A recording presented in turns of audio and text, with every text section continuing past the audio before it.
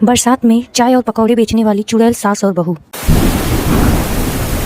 बरसात का सीजन चल रहा होता है। बारिश में भीगते हुए दो औरतें अपना ठेला लेकर जा रही थी और कह रही थीं, चाय पी लो चाय, गर्मा गर्म चाय, वो भी गर्मा गर्म पकौड़ों के साथ। इस बारिश के मौसम में ऐसे मौके बार बार नहीं मिलते।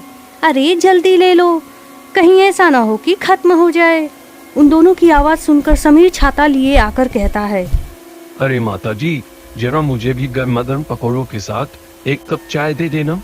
हाँ हाँ क्यों नहीं, अभी देती हूँ, ये लो और खाकर बताओ कैसा है। वाह, मजा आ गया। आपके पकौड़े तो स्वाद में बिल्कुल चिकन से भी बढ़िया है। ऐसे पकौड़े तो मैंने कभी नहीं खाए। हाँ तो तुम्हें ये चिकन से भी स्वादिष्ट तो लगेंगे ही, आखिर इंसानी मांस से जो बने हैं। अरे बहू, जरा इसे इंसानी खून से बनी चाय तो दे देना। जी माँ जी, अभी देती हूँ।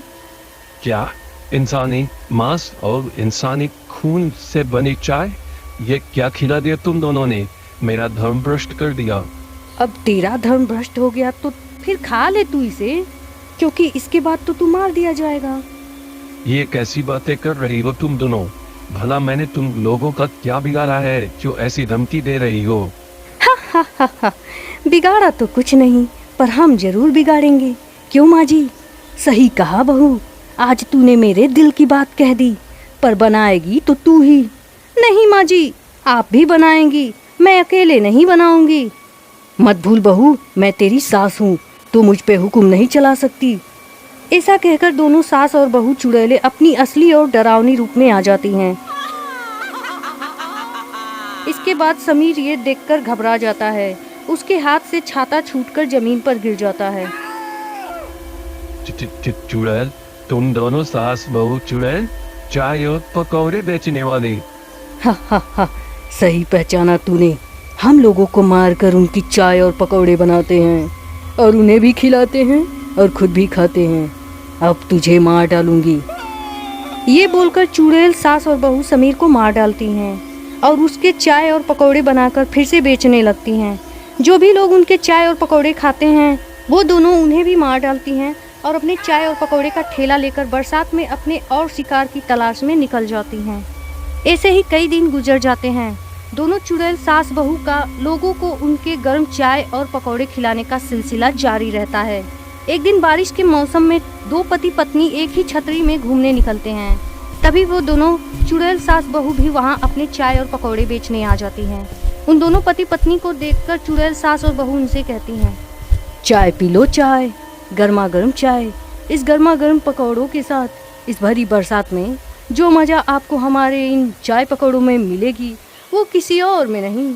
उन दोनों चुड़ैलों की बात सुनकर मोनिका अपने पति विनय से कहती है, अरे सुनते हो जी, देखो ना वहाँ दो औरतें चाय और पकौड़े बेच रही हैं। इस भरी बरसात में चाय और पकौड़े खाकर तो मजा ही आ जाएगा।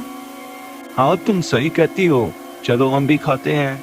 विनय और मोनिका उन दोनों चुड़ैलों के पास जाकर बोलते हैं, जरा हमें भी गर्मा गर्म पकौड़े दे दीजिए और साथ में चाय भी। हाँ क्यों नहीं, अभी देती हूँ। चुड़ैल सास और बहू उन दोनों को गर्मा गर्म पकौड़े दे देती हैं। दोनों उसे मजे से खाने लगते हैं। तभी मोनिका के पकौड़े में एक इंसानी उंगली निकलती है। वह विनय से बोलती है, अरे सुनते हो, देखो तो मेरे पकौड़े में हाथ की उंगली मिली है। मुझे तो बहुत अजीब लग रहा है। हाँ तू सच कह रही है, मुझे ये पकौड़े अजीब लग रहे हैं। हाँ बिल्कुल सही पहचाना तुम दोनों ने, ये पकौड़े इंसानी मांस के ही बने हैं और अब हम दोनों तुम दोनों को मारकर भी उनके पकौड़े बनाकर लोगों को खिलाएंगे। क्या कहा तुम दोनों ने? तुम हमें क्यों मारोगी? हमने तुम्हारा क्या बिगाड़ा है? देखो, हमें जाने दो, हम किसी को कुछ नहीं बताएंगे। हा, बताओगे तो तब ना, जब हम तुम्हें जिंदा छोड़ेंगे।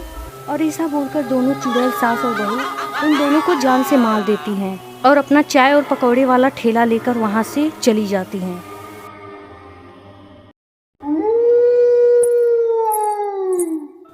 अगर आप चाहते हो कि मैं आपको परेशान न करूं, तो मेरी इस कहानी को लाइक और मेरे चैनल को सब्सक्राइब कर दो। फिर मिलेंगे अगली वीडियो में।